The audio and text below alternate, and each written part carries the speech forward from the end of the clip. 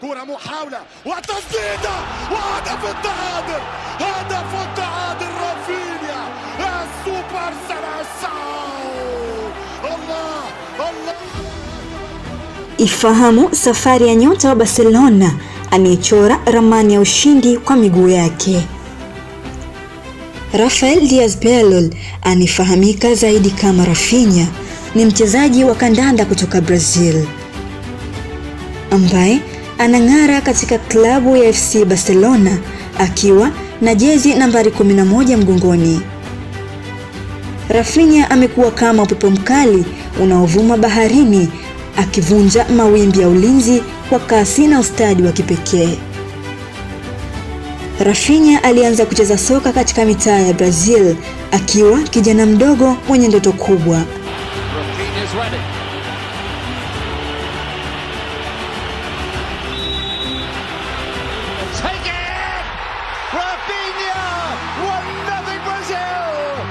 Alijiunga na klabu ya Avaí kisha akahama hadi Ulaya akivaa jezi za Victoria de Guimarães, Sporting CP na Rennes.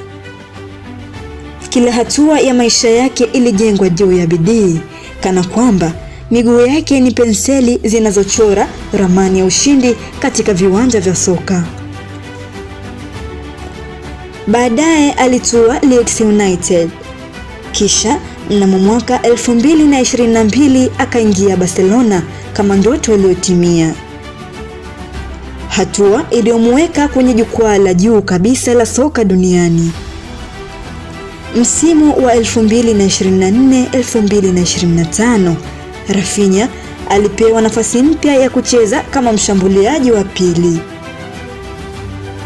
Alifunga hat-trick mbili muhimu. Hat-trick ya kwanza ikiwa ni dhidi ya Real Valladolid na nyingine dhidi ya Bayern Munich. Ikawa kama mpira unatoka miguuni mwake na kuimba nyimbo za ushindi kwa mashabiki. Katika mechi ya El Clasico dhidi ya Real Madrid alifunga na kusaidia mabao, matokeo yakiwa ni mabao 4-0. Muda huu kila mpenzi wa soka alikuwa anasema Rafinha anafunga, Rafinha anasaidia magoli, Rafinha anaongoza. Rafinha aliitwa timu ya taifa ya Brazil mwaka 2021. Na katika Copa America 2024 alifunga bao muhimu dhidi ya Colombia. Kwa sasa anaonekana kuwa mrithi wa Neymar na huenda akavaa namba 10, namba iliyojaa heshima katika soka la Brazil. Rafinha si tu mchezaji wa kawaida, bali ni nyota anayewaka gizani, ni mshairi wa miguu. Kwa kila pasi anayotoa, kwa kila bao analofunga, anaandika shairi la ushindi. Akitunukiwa tuzo ya mchezaji bora chipukizi, mashabiki wa Barcelona wanamtazama kama msingi mpya wa enzi za dhahabu. Je, unamuona Rafinha kama mchezaji bora wa zaidi kwa kizazi chake?